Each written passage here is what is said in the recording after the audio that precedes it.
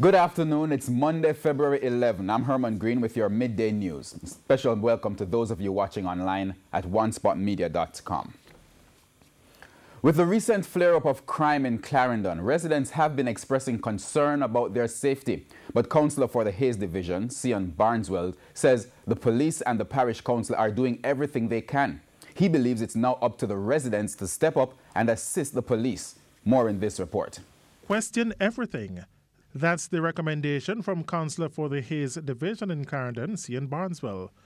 According to Mr. Barneswell, if residents see an individual in their community living a lavish lifestyle but isn't working, that person may be earning money through criminal activities. He's urging residents to report suspicious activities to the police.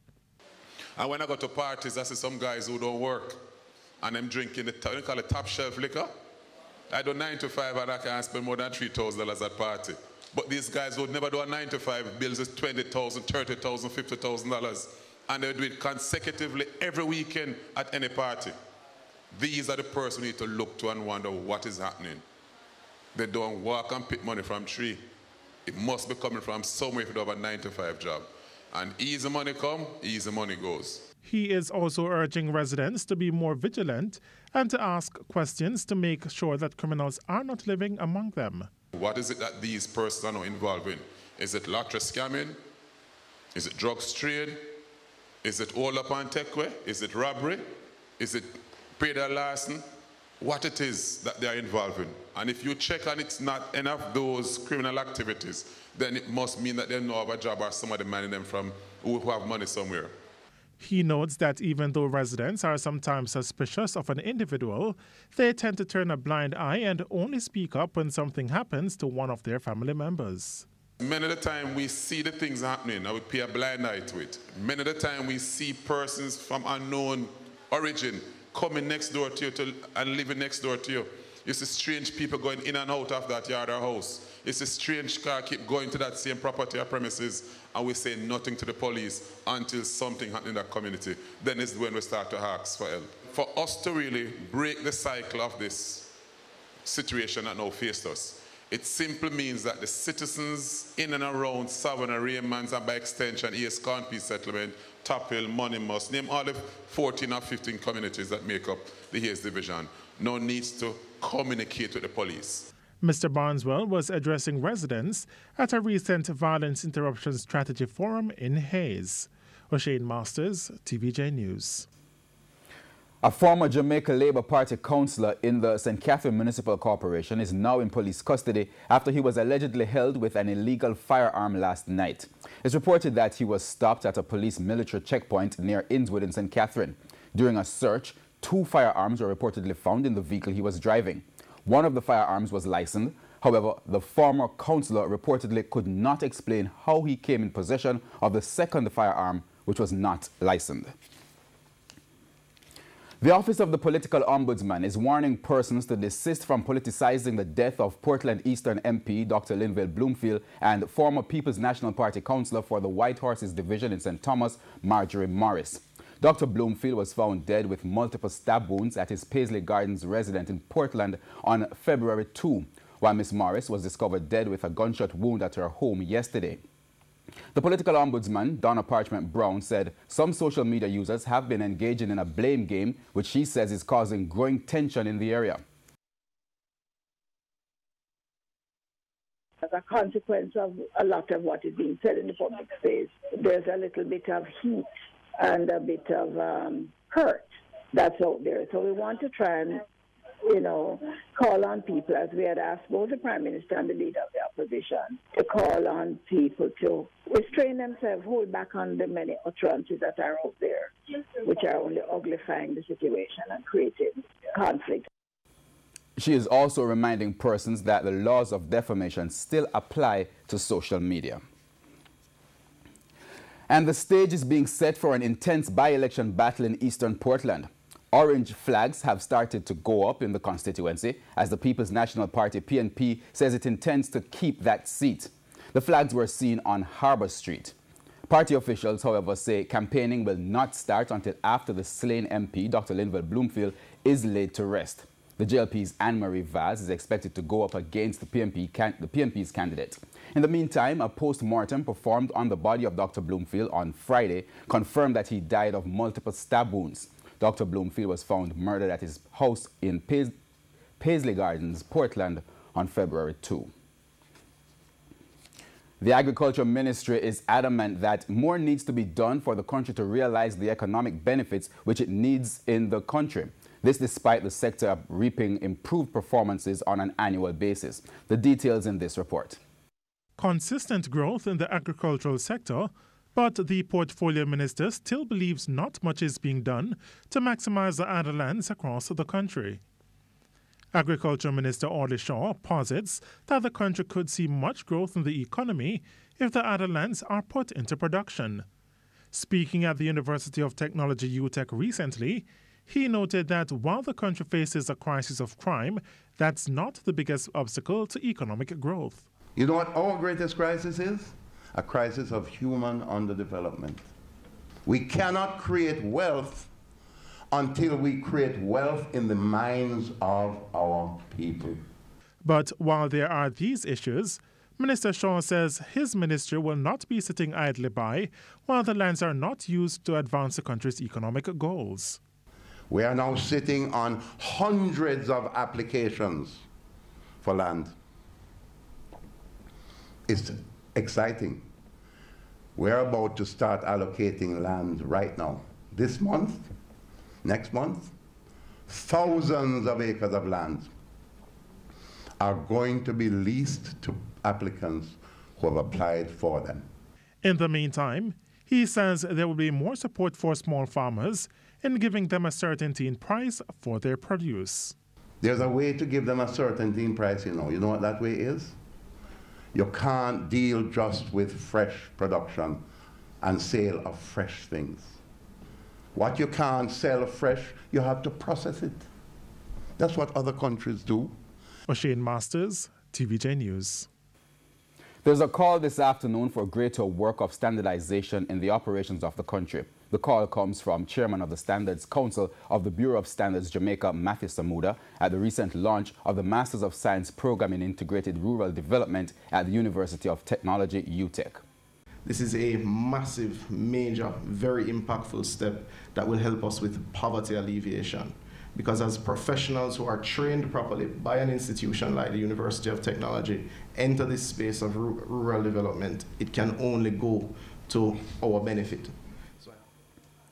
Mr. Samuda noted that due to standardized processes which have been introduced in France, the country has realized significant improvements in its gross domestic product. This as the sector has realized an additional 25% in its GDP on an annual basis.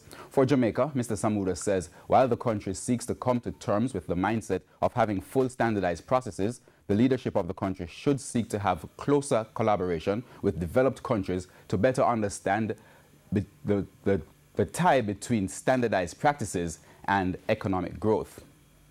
However, while giving that charge, he says there's not much time. Hence, the leaders of the country and the organizations will have to move up the learning curve quickly so that the benefits can be garnered sooner rather than later. The Jamaica Teachers Association, JTA, is questioning the progress of the Tablets in Schools program. At the recent half-yearly meeting, President-elect Owen Speed noted that the program should include tablets distribution to teachers. To this date, we have not received any tablets. The last time we met with the ministry, they promised that on the 31st, by the 31st of January 2019, that some distribution would have started. He says based on the meetings with the Education Ministry, the tablet distribution process should be done over a 3-year period. He says a meeting is to be held with the ministry to provide an update on the program, as well as to set up an oversight committee, which should include a representative of the JTA. We are saying to them, we need to look at the tablets before you start to distribute to ensure that whatever tablets are going to be distributed are really good tablets and tablets that we would like to have. So that is the position taken, and we will see what comes out of that. Last week, Jamaica celebrated Canada's International Development Week, where they brought in volunteers and youth interns to the country to offer a variety of services within government, private sector, and non-governmental organizations in Jamaica. The program offers young Canadian post-secondary graduates the opportunity to gain professional experience through international work. The celebration was hosted at the Canadian High Commission in Kingston. TVJ's Kirk Wright has more. Canadian volunteers and youth interns are now in Jamaica, participating in several key programs to include justice reform, gender affairs, climate change and youth development. The Canadians are in the country as part of the International Internship Program organized by the Government of Canada's Youth Employment Strategy. High Commissioner of Canada to Jamaica, Laurie J. Peters, says the contribution is priceless. Canada is indeed a very close friend and partner of Jamaica. We have been and continue to be committed to partnering with Jamaica as well as other nations in the Caribbean to make sure that we're building sustainable climate and economic resilience. We have funding that flows through regional programs and bilateral programs. We have funds for local initiatives. We have anti-crime and capacity building funds. From justice reform to gender equality, climate resilience and agricultural advances are Canada's contributions and cooperation with Jamaica are of great significance and impact. And while those financial commitments are extremely important and impressive, I might say, our focus today is on the human resources and the human capital. Opposition spokesman on science and technology, Julian Robinson, expressed appreciation for the work being carried out. And the extent to which the volunteers assist in improving the services that can be delivered, making processes more efficient, we are eternally grateful. It's also very valuable for the volunteers themselves because it's a great way of getting a good work experience, a great way of being in a warm country, a great way of building your resume. But we really are appreciative of the work. The Canadian University Students Overseas, CUSO International, has been in Jamaica since 1961. They developed programs that target poor and vulnerable youth and women to create sustainable livelihood through skills and vocational training. Kirk Wright, TVJ News. We go down to news overseas as a Virginia State House delegate is drawing up plans of impeachment for Lieutenant Governor Justin Fairfax. This as top Democrats across the country are calling for his resignation as a second accuser has come forward saying he sexually assaulted her. We have more from the CNN. I intend to introduce articles of impeachment on Lieutenant Governor Justin Fairfax. The voices of top Democratic politicians across the U.S. calling for Virginia's Lieutenant Governor Justin Fairfax to resign from office are continuing to grow. As the father of 3 young girls, I cannot stand by silently while the Lieutenant Governor is facing multiple credible allegations of sexual assault. After a second accuser has come forward claiming he sexually assaulted her. Meredith Watson said it happened in 2000 when they were both students at Duke University. In an email exchange between her and former classmates in 2016, Watson alleged, quote, "Justin raped me in college and I don't want to hear anything about him. Please, please, please remove me from any future emails about him. Please. Thank you." Any message for the citizens of Virginia? We'll have our say. I'm confident in the truth. Thank you all so much. Fairfax has repeatedly denied the allegations against him. He's even demanding a full investigation into what he calls, quote, unsubstantiated and false allegations, saying in a statement, "I will clear my good name and I have nothing to hide. I've passed 2 full field background checks by the FBI and run for office in 2 highly contested elections with nothing like this being raised before. It is obvious that a vicious and coordinated smear campaign is being orchestrated against me. I will not resign." We go on to news in sports. At sports time, England reached 114 for 2 in their second innings against the West Indies on day 3 of the 3rd test in St. Lucia, a lead of 237 runs.